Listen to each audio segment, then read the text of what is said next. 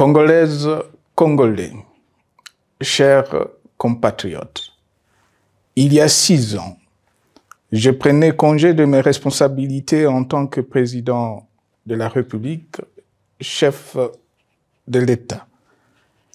Et fait inédit dans notre pays, en près de 60 ans d'indépendance. J'ai passé pacifiquement la main à un nouveau chef d'État. Depuis lors, je m'étais imposé un strict devoir de réserve, y compris quand j'ai fait l'objet, directement ou par mes proches interposés, de provocations, de déni de droit, d'humiliation, d'imputations dommageables et d'autres multiples atteintes à ma dignité.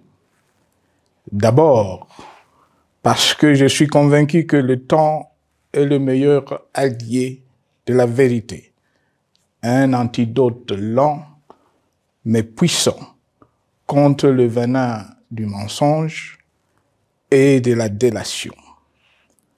Mais aussi et surtout, parce qu'agir autrement aurait fait le jeu de ceux qui, par cette campagne odieuse, cherchaient à détourner l'attention de notre peuple de leur incapacité, aujourd'hui avérée, à répondre à ses attentes et aspirations.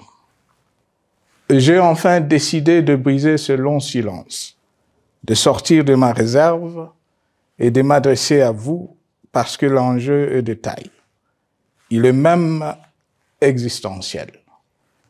Non pas pour ma famille politique ou biologique, moins encore pour ma modeste personne, mais plutôt pour la nation congolaise et pour l'avenir de notre cher et beau pays.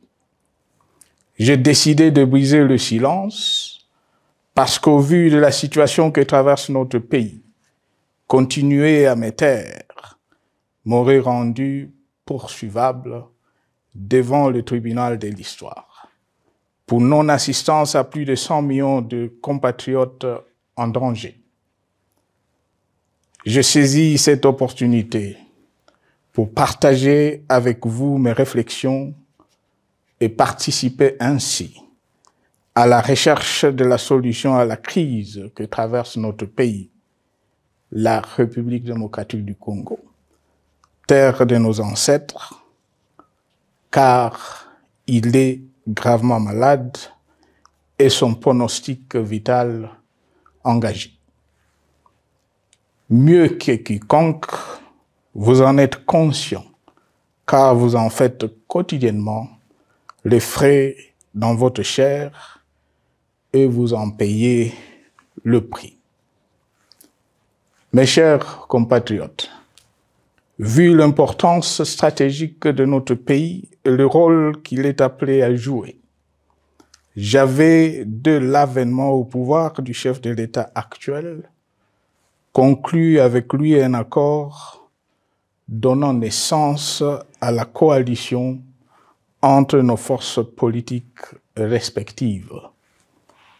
À propos de cet accord, beaucoup de contre-vérités ont été dites, y compris, fort malheureusement, par celui qui est censé connaître la vérité, parce qu'en étant l'un de 2 principaux signataires. En attendant qu'au moment opportun, la vérité soit rétablie, preuve irréfutable à l'appui, permettez-moi pour l'instant d'affirmer qu'en ce qui me concerne, la conclusion de cet accord n'avait pour seule motivation que l'intérêt supérieur de la nation.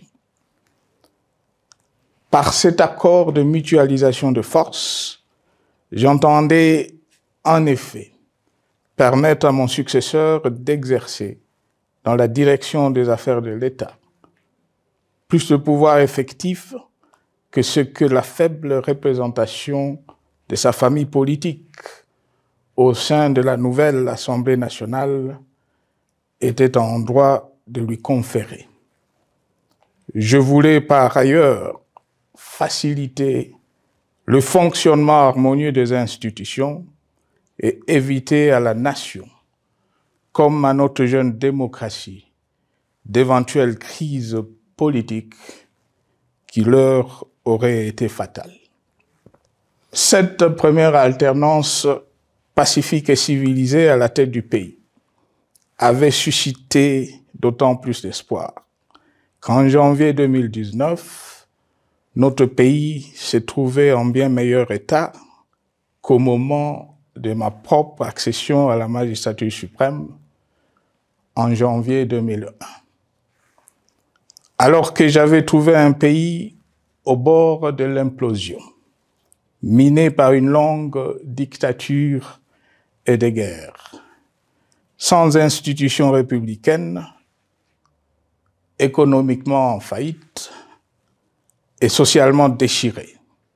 Bref, un pays dont l'incertitude de lendemain menaçait la stabilité de toute la région. Le 24 janvier 2019, j'avais en effet légué un bien meilleur héritage à mon successeur, à savoir un pays réunifié, largement pacifié et dont les limites territoriales correspondaient exactement à celles qu'elles étaient au 30 juin 1960. Une nation reconstituée, réconciliée et fière de sa diversité. Un État doté d'une constitution progressiste et des institutions fonctionnant harmonieusement. Une économie dynamique et résiliente et débarrassée du fardeau de la dette hérité de régimes antérieurs, du fait de multiples réformes structurelles engagées. Une armée nationale républicaine de plus en plus professionnelle et capable de relever le défi de la défense de l'intégrité du territoire national. Une démocratie en constante consolidation, avec notamment l'organisation sur fonds propres d'un troisième cycle électoral. Le cœur serré, je constate qu'à peine 6 ans après, ce bel héritage en indivision, légué à l'ensemble de notre peuple, a été complètement dilapidé par celui qui en avait reçu la garde. Que notre pays offre un spectacle de plus désolant et qu'il suscite d'autant plus de désespoir au sein de notre peuple et de pitié et de moquerie à travers le monde, que l'inconscience de ses dirigeants ne permet aucun espoir de redressement. Cette détérioration rapide de la situation générale du pays est principalement due à l'iverse du pouvoir sans limite. Le nouveau dirigeant s'illustre en effet par une série de remises en cause, reniements et violations intentionnelles de la Constitution, avec en toile de fond la volonté irrésistible de concentrer tout le pouvoir entre les mains d'un seul homme au mépris du pacte qui cimentait la cohésion de notre peuple.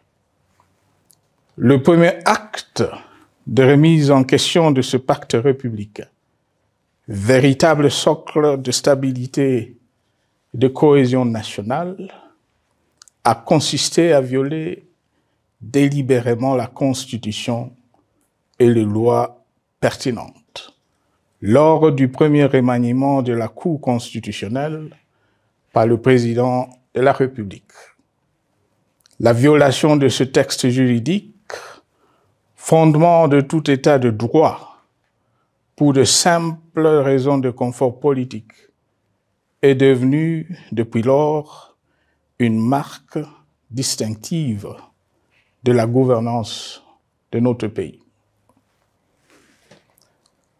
Dans le même esprit, en décembre 2020, il fut organisé un coup d'État institutionnel à la suite du renversement en pleine mandature d'une majorité parlementaire, pourtant dévolue par le peuple souverain, ainsi que le gouvernement qui en était issu.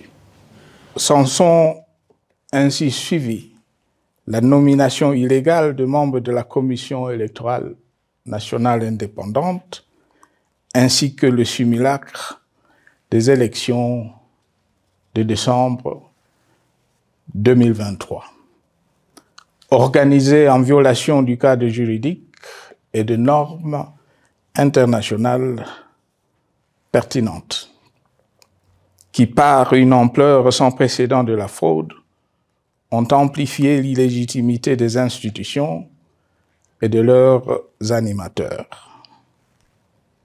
Le coup de grâce a été donné par l'annonce du projet de changement de la Constitution, un projet dont la réalisation liquiderait totalement le consensus national de Sun City. Les conséquences négatives de cette gouvernance non orthodoxe sont pour le moins stupéfiantes. Le pays est ainsi devenu un espace de non-droit. La République a cessé d'être démocratique et la volonté du chef de l'État tient désormais lieu de loi suprême, supplantant la Constitution et les lois. En revanche, érigé en politique du gouvernement, le populisme et la démagogie, le mensonge et l'arrogance, la discrimination et la stigmatisation de certaines composantes de notre peuple, l'institutionnalisation du tribalisme et du népotisme, l'opposition de communautés nationales, les unes aux autres, le discours de haine et l'injustice ainsi que l'impunité ont d'autant plus aisément détruit la cohésion nationale et le vivre ensemble que l'opulence outrancière et le non-respect de la parole donnée sont les maîtres mots de la classe politique au pouvoir. Ce qui a rendu le pays fragile et donc vulnérable.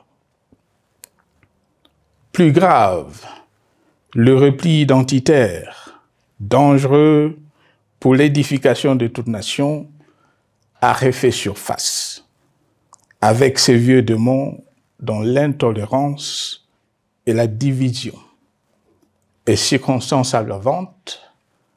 Cela est non seulement toléré et impuni, mais aussi et surtout véhiculé et financé par les tenants du pouvoir.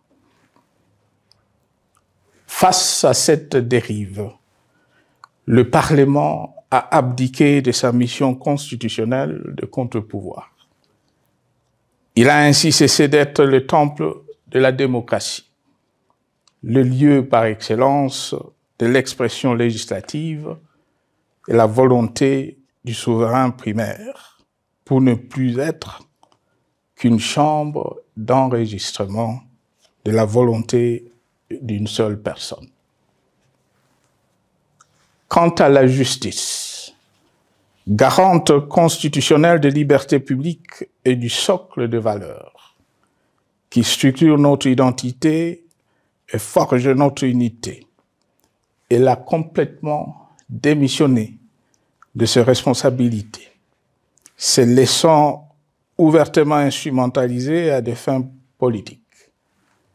Elle n'est donc plus qu'un instrument d'oppression d'une dictature qui tente désespérément de survivre à contre-courant de l'histoire, par la terreur et l'imposition de la pensée unique. Rôle peu louable, qu'elle partage avec les milices tribales, ainsi que la police et le service de renseignement, eux aussi détournés de leur noble mission de protection des citoyens et de sécurisation de l'État.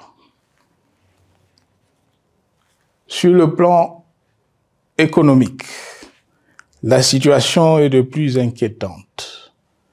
Malgré l'augmentation des recettes publiques, essentiellement due à l'arrivée à maturité de toutes les réformes courageusement votées de 2002 à 2018, notamment le nouveau code minier, forestier, des hydrocarbures, des assurances et de la sous-traitance, et un niveau d'aide financière accrue de la part des institutions de Bretton Woods. Aucun investissement n'a été réalisé pour doter le pays d'infrastructures modernes, soutenir de réformes structurelles et stimuler la croissance. Par contre, l'inflation et la dépréciation monétaire, jadis vaincues, sont de retour. La corruption et le détournement de deniers publics ont atteint un niveau inédit. Et l'endettement public que nous avions maîtrisé de 2010 a de nouveau grimpé en flèche, dépassant la barre des 10 milliards de dollars et suscitant des inquiétudes légitimes quant à la solvabilité à moyen et long terme du pays. Les conséquences sur le plan social sont aussi dramatiques. Aggravation du chômage, accumulation des arriérés des salaires des agents de l'État, baisse drastique du niveau de vie de la population et recrudescence du banditisme urbain, de l'exode rural et de la famine dans un nombre croissant de provinces. Les Congolais sont désormais en proie à une véritable angoisse existentielle.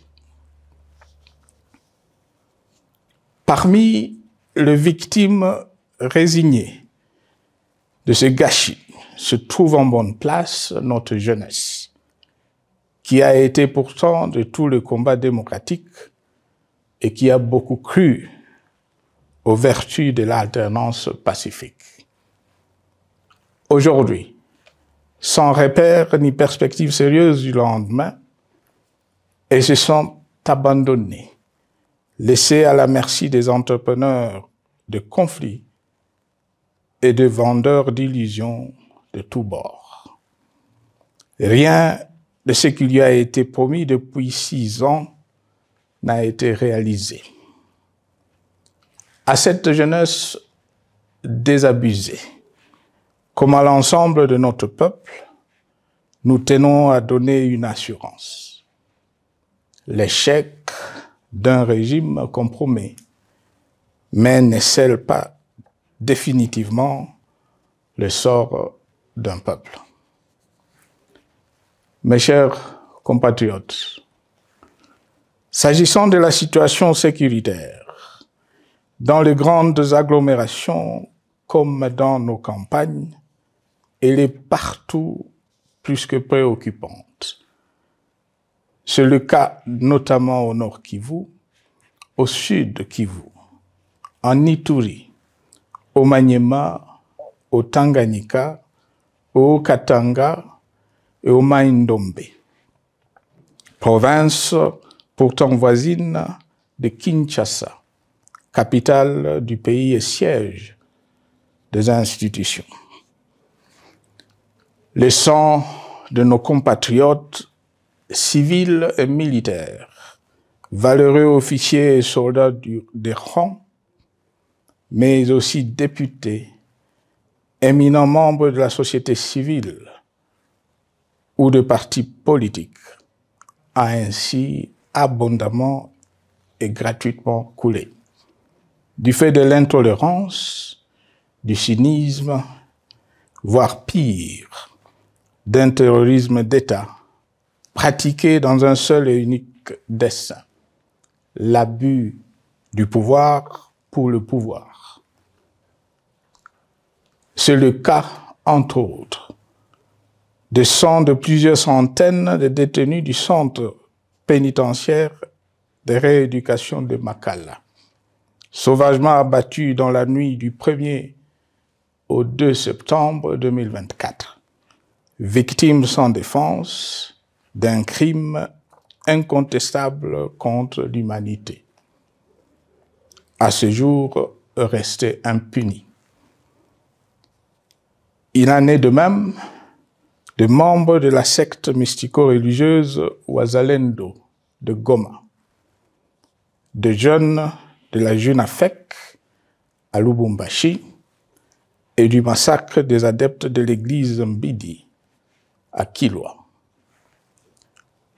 Cette déliquescence de la situation sécuritaire est due à la mauvaise gouvernance du pays qui, dans ces secteurs, est aujourd'hui caractérisée par une formation militaire bâclée, des recrutements et mises en place ethniquement motivés, ainsi que par l'emprisonnement sans jugement, aussi bien de plusieurs militaires et officiers de haut rang que des agents de l'ordre et de sécurité, majoritairement swahiliphones.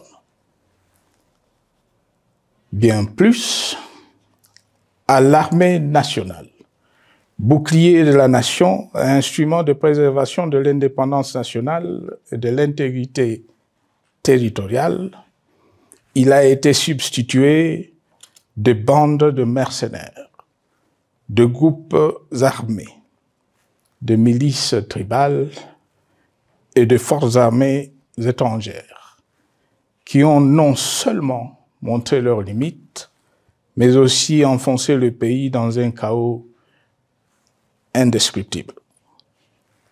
L'État a ainsi perdu le monopole de la violence légitime en sous-traitant aux groupes armés, autrefois maîtrisés, le maintien de l'ordre public et de la tranquillité nationale.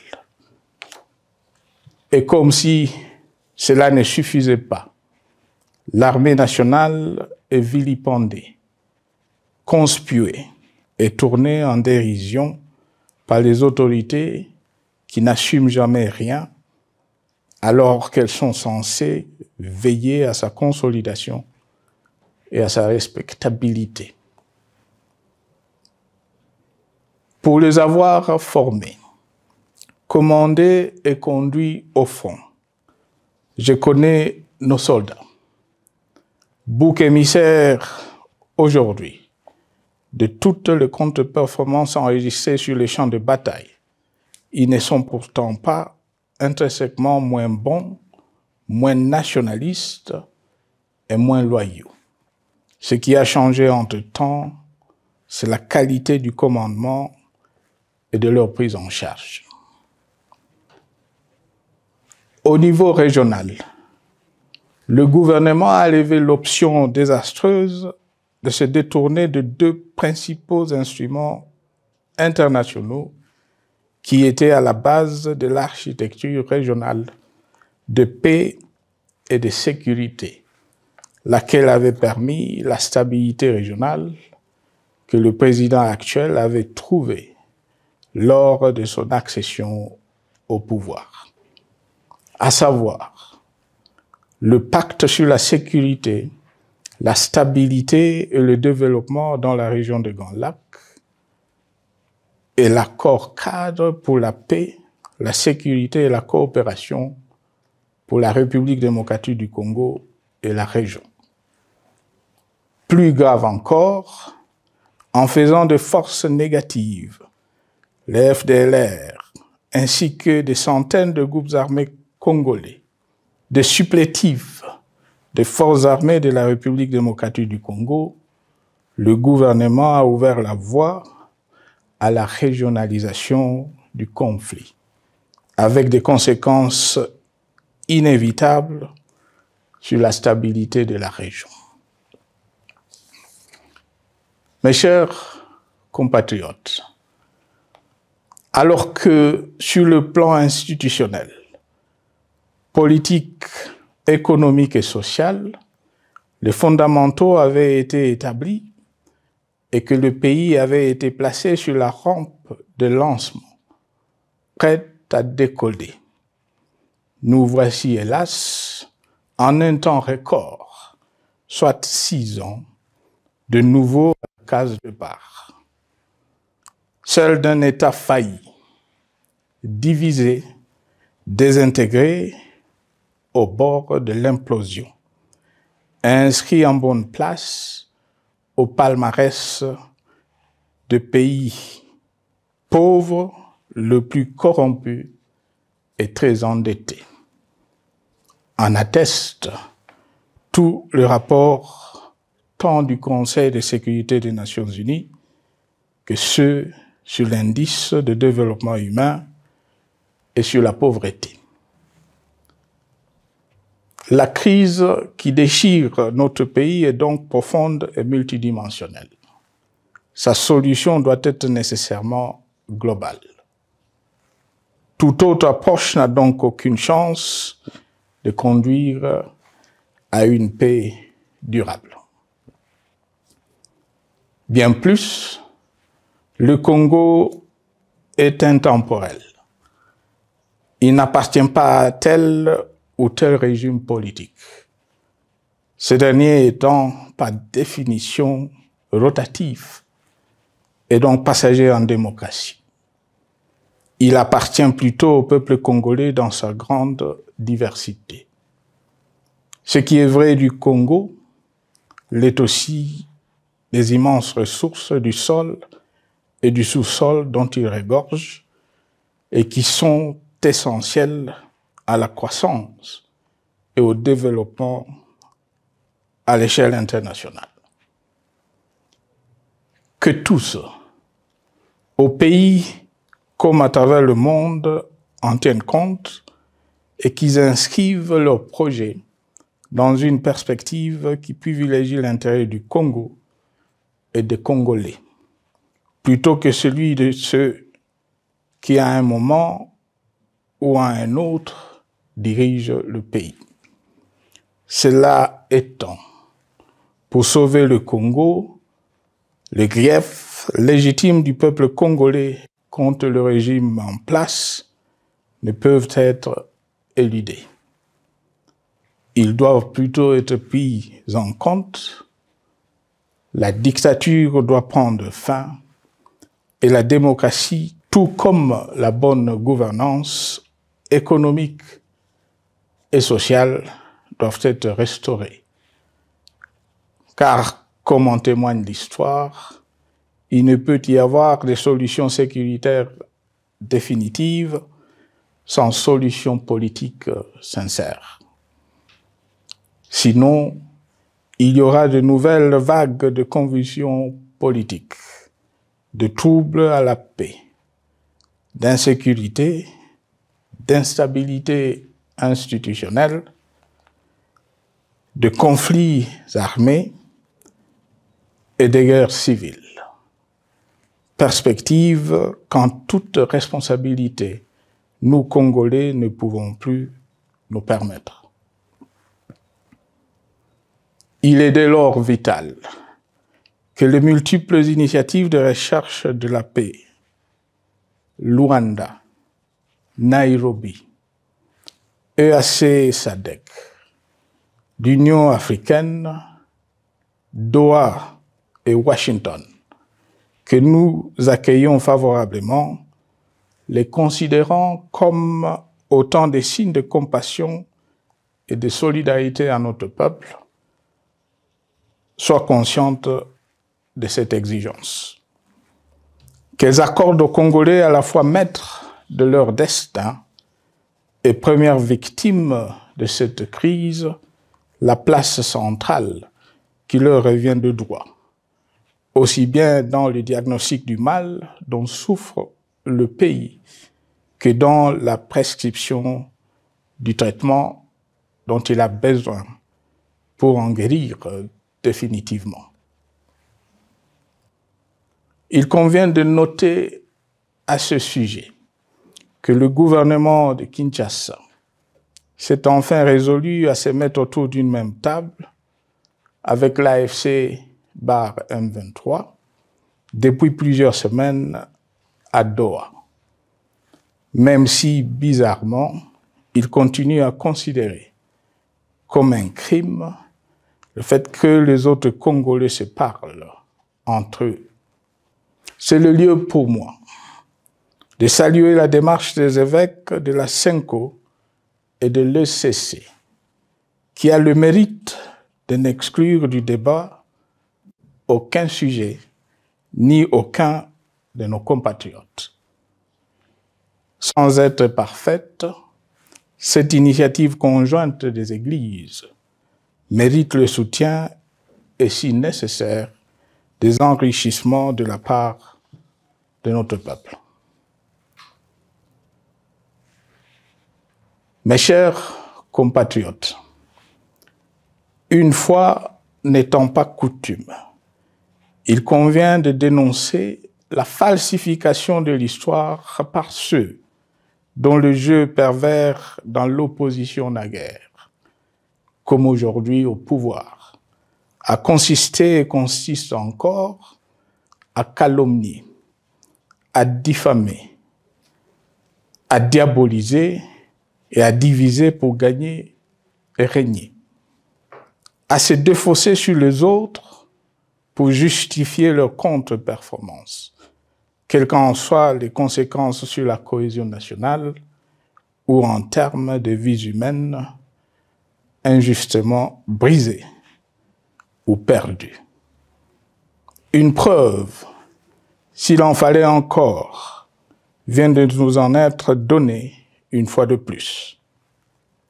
Il y a quelques jours, en effet, suite à une simple rumeur de la rue ou des réseaux sociaux sur ma prétendue présence à Goma, où je veux me rendre dans le prochain jour, comme annoncé par ailleurs, le régime en place à Kinshasa a pris des décisions arbitraires, avec une légèreté déconcertante qui témoigne du recul spectaculaire de la démocratie.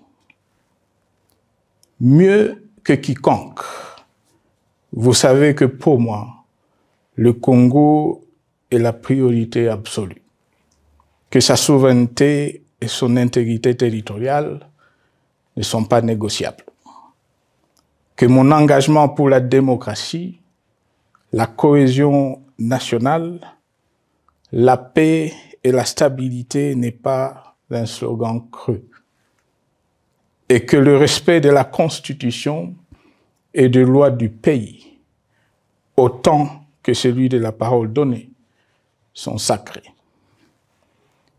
Militaire, j'ai juré de défendre la patrie jusqu'au sacrifice suprême. Hier au pouvoir, aujourd'hui en dehors du pouvoir, je demeure plus que jamais fidèle à ce serment. En ce moment où le pays est de nouveau divisé, appelé par le destin, j'ai le devoir d'œuvrer à la recherche de la paix et de contribuer à la reconstruction de notre pays qui se meurt. C'est dans cet esprit que j'ai choisi ce moment pour exprimer ma sympathie à l'endroit de toutes les victimes du conflit en cours, de réconforter et marquer ma solidarité avec la population de la partie orientale. Vous, qui êtes abandonnés par le pouvoir central, qui semble avoir pris le parti de vous punir, entre autres, en déconnectant les institutions financières du réseau bancaire national et en restreignant le mouvement de personnes et de biens. Ces décisions et bien d'autres vous asphyxient et rendent votre vie plus précaire que jamais. J'en appelle aux uns et aux autres, en particulier au gouvernement, d'humaniser les conditions de vie de nos compatriotes de cette partie du territoire national. Ils ont droit à la vie, à la scolarisation de leurs enfants et aux autres conditions du bien-être. En entendant le rétablissement de l'autorité de l'État sur toute l'étendue du territoire national, j'invite les tenants du pouvoir à protéger la population. De même, l'armée, la justice, les autres structures en charge de l'ordre et de la sécurité doivent être véritablement au service de la population et répondre à ses aspirations. Mes chers compatriotes, de par mon expérience dans des situations similaires, le patriotisme et l'humanisme ont guidé le processus de règlement de conflits et ont porté de fruits dans le passé, aussi bien sur les champs de bataille que sur celui des négociations ou du dialogue. Notre pays avait été divisé de quasi-moitié pendant quelques années. La sagesse avait alors prévalu. Nous avions recollé le morceau et le pays a survécu dans son unité. C'est ainsi qu'après quelques années de réflexion sur la crise en cours, après avoir consulté des chefs d'État et des anciens chefs d'État de la région, ainsi que des acteurs politiques et sociaux, nationaux et étrangers, j'ai fait ce jour une proposition qui engage la nation tout entière à un sursaut patriotique pour un pacte citoyen afin de tirer le pays du gouffre. Le travail hardi qui s'impose à nous portera notamment sur les 12 points suivants. 1. Mettre fin à la dictature, mieux à la tyrannie. 2. Arrêter la guerre. 3. Rétablir l'autorité de l'État sur toute l'étendue du territoire national. 4. Restaurer la démocratie en revenant aux fondamentaux d'un véritable État de droit. 5.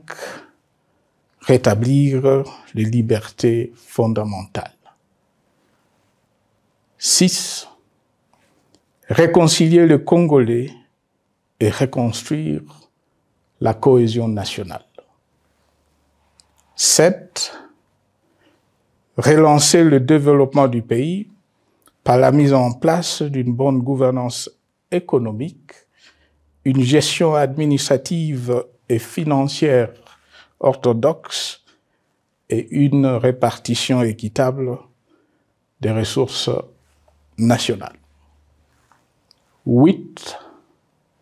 Relancer le dialogue sincère et permanent avec tous les pays voisins en vue de l'instauration de la paix et du développement durable dans la région.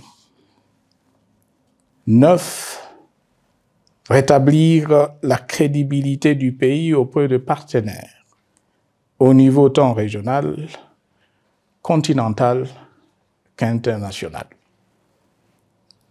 10. Neutraliser tous les groupes armés nationaux et étrangers et rapatrier ces derniers dans leur pays d'origine. 11. Mettre définitivement fin au recours et à l'utilisation de mercenaires, conformément à la Convention de l'Union africaine sur l'élimination du mercenariat en Afrique du 3 juillet 1977 et à la résolution des Nations Unies du 4 décembre 1989 portant sur la Convention internationale contre le recrutement, l'utilisation, le financement et l'instruction de mercenaires et rapatrier sans condition ceux qui sont déjà déployés sur le sol congolais. 12. Ordonner le retrait sans délai de toutes les troupes étrangères du territoire national. À ce sujet, je salue la décision sage des pays de la SADC de retirer les troupes de la SAMI DRC de notre pays. Vu l'immensité de la tâche ainsi décrite, je lance un appel solennel à tous les Congolais, sans distinction de sexe, d'ethnie, d'âge, de classe sociale, de zone géographique ou d'appartenance politique, qui aiment passionnément le Congo, qui sont prêts à tous les sacrifices, qui adhèrent sans réserve au pacte républicain de Sun City et qui tiennent au respect de la Constitution du 18 février 2006, à se dire autour de ces objectifs. Il s'agit de la refondation de l'État et de l'édification d'un pays qui a perdu ses repères. Mobilisons-nous et mettons à profit tous les moyens à notre disposition pour restaurer l'unité nationale, sauver le Congo et préserver son indépendance. Car l'Afrique et le monde nous regardent. Mes chers compatriotes, le Congo vaut mieux que la caricature qu'en donnent ses dirigeants actuels.